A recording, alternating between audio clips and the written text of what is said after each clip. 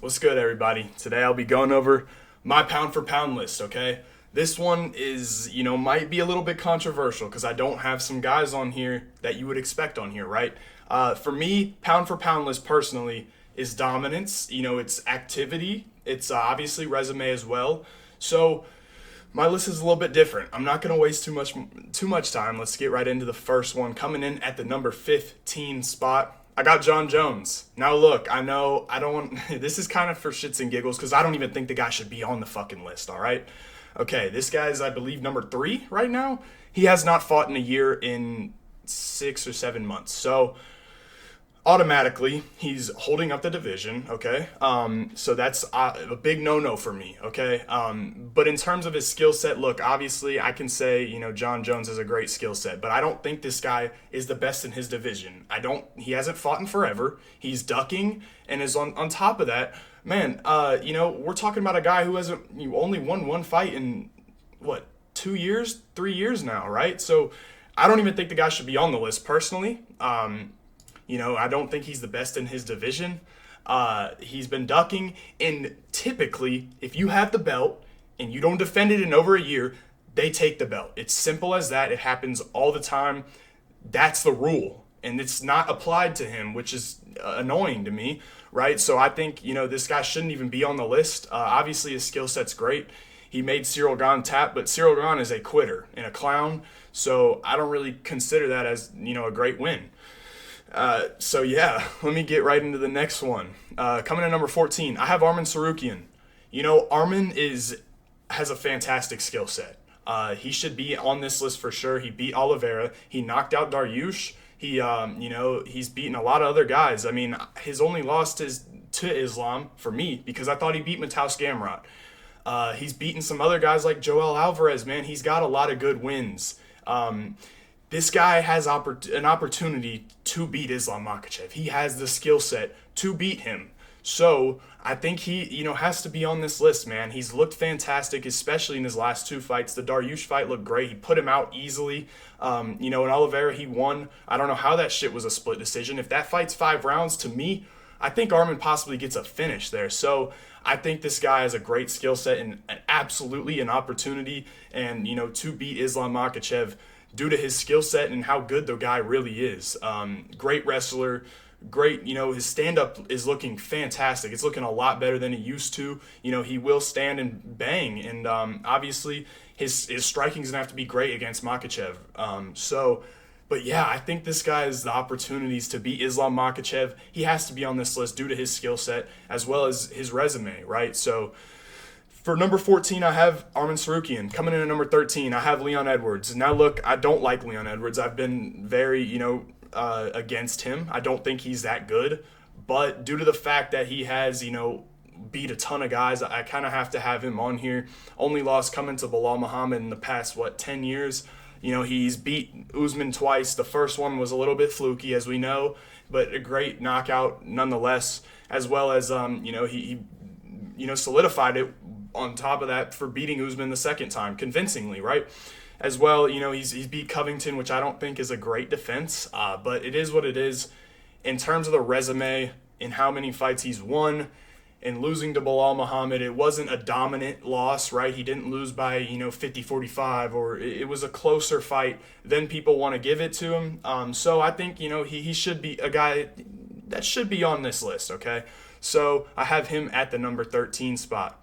Coming in at number 12, I got Magomed Ankalaev, man. The king of light heavyweight, the uncrowned king of light heavyweight, because this guy would smash Pereira. Let's be real, man. I like Pereira, but this guy beats Pereira. Man, his only, adversity is coming to losing a split draw versus Jan Blachowicz, where a fight where I thought he won, okay?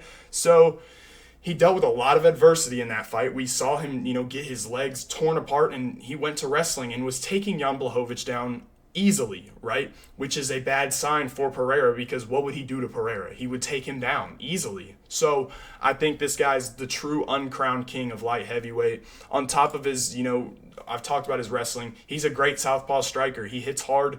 He has a good skill set. He's got good defense. He's a great striker. He really reminds me of a guy, a lighter or a heavier Islam Makhachev. And I know they're both Dagestan, but his skill set resembles that. Except I think he's a better striker and not more of a submission threat on the ground. But he will entertain the striking. Against a guy like Pereira, I don't think he should, because I think he can dominate Pereira and drain him by taking him down.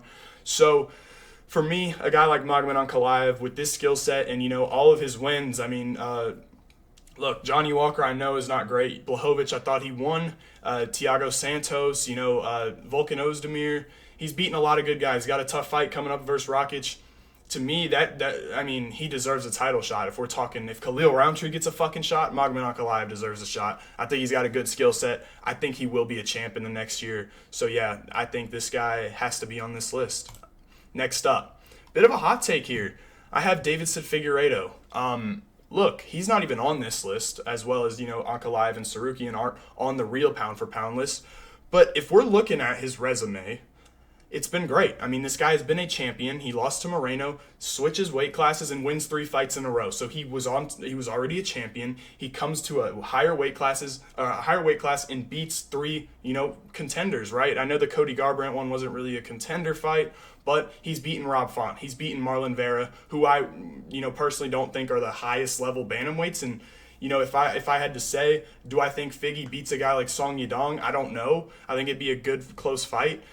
But this guy has proven himself, right? He was a champion, and, he's moving up a weight class and winning 3 fights in a row. I think he has to be on this list, man. He's 1 fight away from a title shot. In my eyes, if you're giving Umar Nurmagomedov a title shot, I think Figueiredo deserves it more. I know that might be a hot take, but, this guy, Umar Nurmagomedov, has pulled out of countless fights, 4 fights.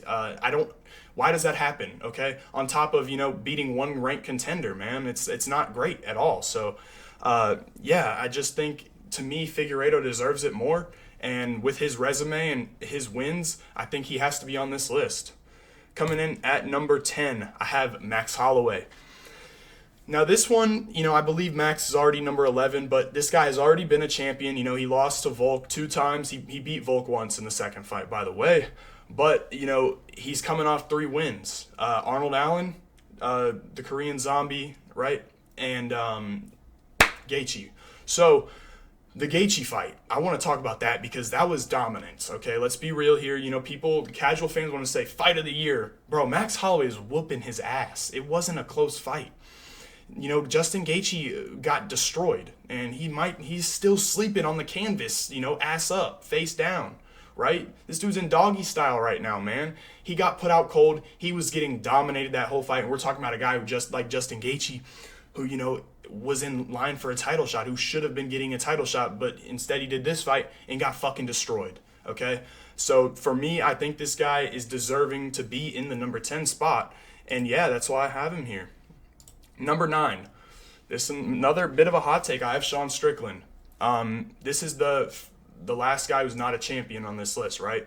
Sean Strickland, let's start from the beginning. I thought he beat Jared Cannonier, okay? And by no means am I a Sean Strickland fan. I actually really hate the guy, but I got to give credit where credit's due. I don't throw biasness into anything, and I'm not going to do it here. I thought he beat Jared Cannonier. He goes on and beats Abbas Magomedov, who sucks, but then he goes and dominates Israel Adesanya in Australia as one of the biggest underdogs ever, right? Dominates him. Wins, I believe it was a 49-46. Like, come on, man, that's great. And then he defends his belt versus Dricus du Plessis in a split decision that was so close.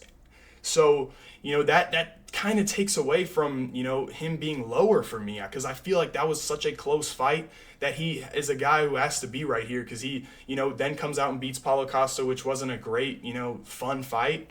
But with the resume and his performances and how he's been winning and, having such a close fight with Dricus du Plessis, I think he's got to be here, man. I think he deserves to be at the number 9 spot. So I have Sean Strickland at number 9.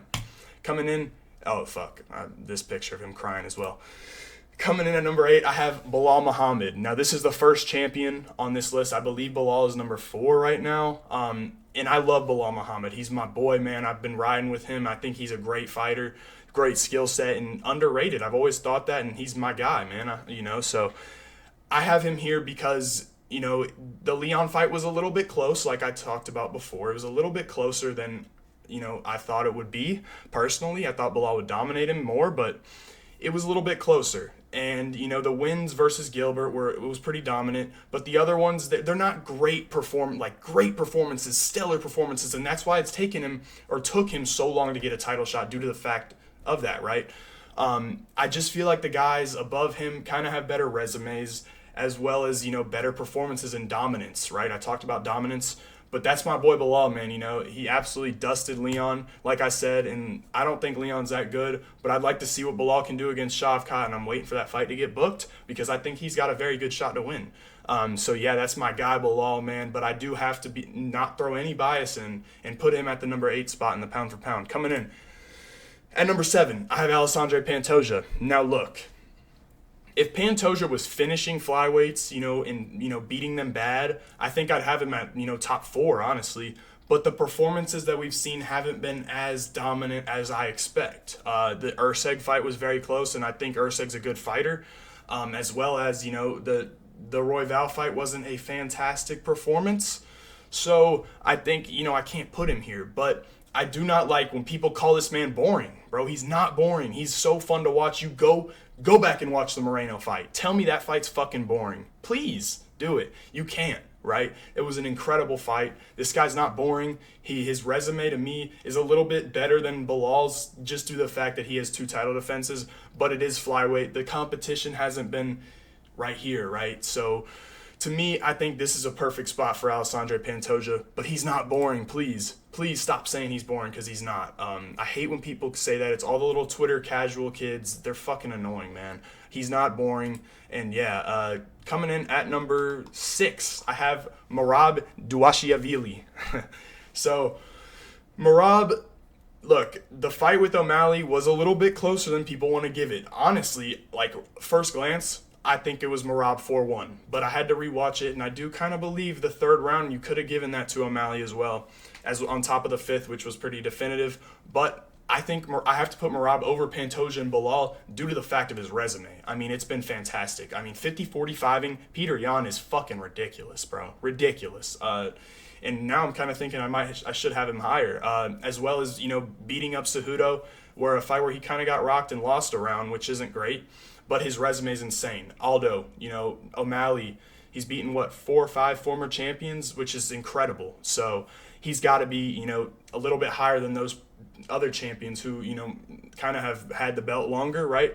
So to me, I think Merab has to be at this spot, and I think it's a good fit for him. Next up, I have Ilia Topuria. Okay.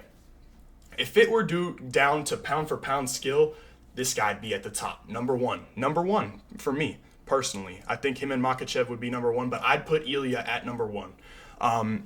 Because this guy's ground game, it's very good. And I think it's going to be essential when he fights Max Holloway, is the ground game of Ilia Topuria, on top of being the best boxer in the UFC, in my humble opinion. I do think he is the best boxer in the UFC, and he's been dominant. I mean, dominated Mitchell, dominated Emmett, dominated Volk, knocked him the fuck out. So, yeah, I think, he's got to be on this list and higher than these other guys, but the resume hasn't been crazy. He hasn't defended his belt yet. But like I said, if it were down to skill, I think this guy would be at the top, above everybody, number 1, because I really do think his skill set is second to none. We've never seen, honestly, anybody box like this guy in the UFC. Obviously, there's been great boxers, but to me, 1 and 2 in boxing in the UFC is him and Madalena.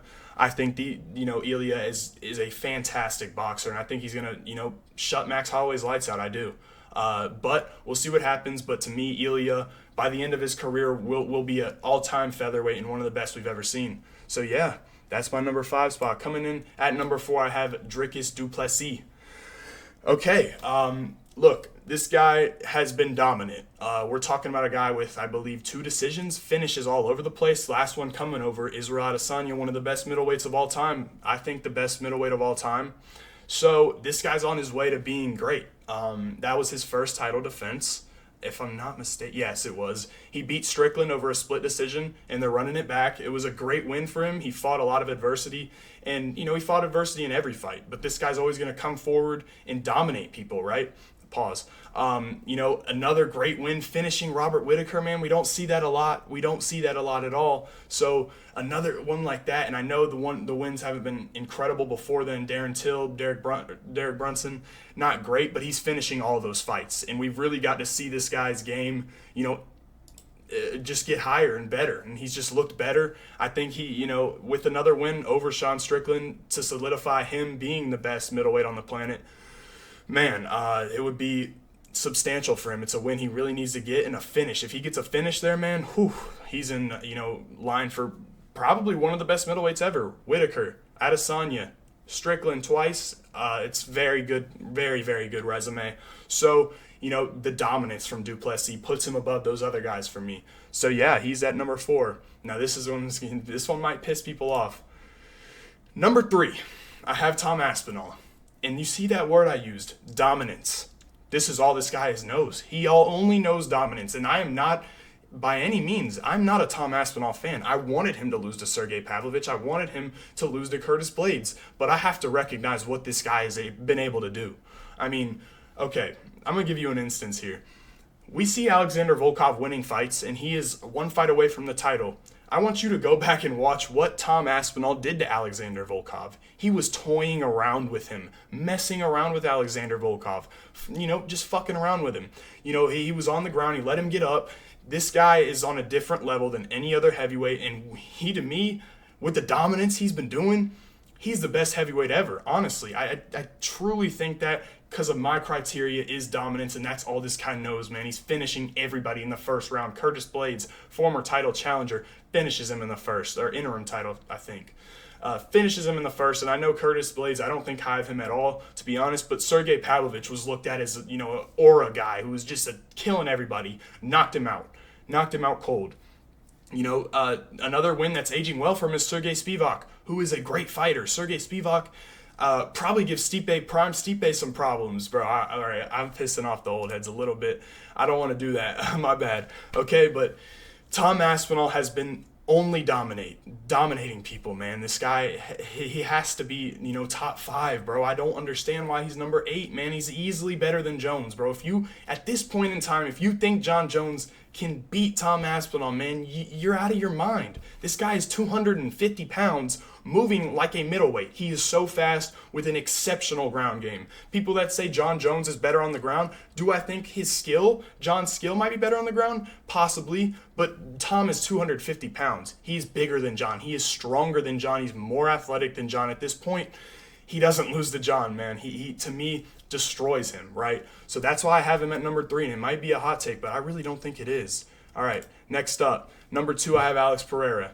Now, I've talked about Pereira. I don't think, he's the king of the light heavyweight division, but what he's been doing is remarkable. Another word, dominance, right? Dominating people. I mean, knocking out Jamal Hill, who's never been wobbled in his career. Never been. I always talk about that. Jamal Hill's never been wobbled. This guy has freakish power, and he's a freak of an athlete as well for his age, man. If we would have seen this guy start MMA, maybe 2 years earlier, he could go down as one of the best fighters. He already is, in my eyes, one of the best fighters ever, man. And it kind of sucks that he's fighting Khalil Roundtree, because I want to see him get tested hard. If he wins this fight, I think he's going to move up and fight Aspinall, which I think would be a fucking crazy, crazy build-up in a crazy fight. Not a crazy fight, because Aspinall would kill him. But what this guy's been doing, man, beat Adesanya, beat Strickland, knocked Strickland out, beats Yuri, knocks Yuri out 2 times, and the first one was a little bit early. Knocks Jamal Hill out. This guy's been on a remarkable run, and to me, he's a top 10 fighter of all time. A win over Khalil Roundtree does not move him up anywhere to me. It's not like a great win. But if he loses to Khalil Roundtree, I will literally freak out, because honestly, bro, MMA math doesn't work, and that would just piss me off, because Khalil Roundtree is not good. And who's number 1? It's Islam Makhachev. Islam Makhachev, man, he to me is up there with the Ilya skill, man. This guy has shown so much greatness. One of the best wrestlers ever we've seen, with the stand-up game that's still evolving. I mean, I don't really like his stand-up game, if I'm being honest, because he pitter-pats at range and, plays it safe, but that's what he does, because he knows he can get you to the ground and fuck you up there. So his dominance has been there, man. The Poirier fight, not that dominant. He fought a lot of adversity, but honestly, I think Poirier just looked pretty good in that fight. So I have to give him credit, and I don't like Dustin, but I have to give, Dustin Poirier some credit for that. So I think, but other than that, man, finishing Oliveira like nothing in the first round easily. This guy has been on a tear, finishing Volkanovski, beating Volkanovski. In the first fight between him and Volk, I thought he won easily. I don't know, if you're sitting in a body triangle, you got to get up. And I know Makhachev's big, but you got to get out of the body triangle. And I know Volk was landing these little hammer fists, but to me, Makhachev won that fight pretty clearly. But I think, another win over Volk, a knockout win, and I know it was short notice, and I know Dagestans don't take short notice fights, but he knocks out Volk, great win, another one, finishes Hooker, finishes Dober, just finishing everybody. This guy, is a top 5 fighter of all time, around the top 10 to top 5. I don't know if he's going to beat Arman Sarukian. I think it's a much tougher fight than he's ever had due to the fact of Arman's, ground game and skill set on the ground. But Makhachev, to me, will win because of his defense. I think his defense is fantastic and his ability to box and land shots without getting hit. So, to me, I think Makhachev will win that fight. But if you do not have this guy as pound for pound number 1, man, I don't know what to tell you. Yeah, that's it for me. But I know I missed some guys, or I missed. Volkanovski, he's not on here, man. Oliveira, not on here, man. There's some guys not on here as you can see, but they've been losing. I think this is the right pound for pound list. So yeah, that's going to be it for me. I hope y'all boys enjoyed, and I will catch you in the next one.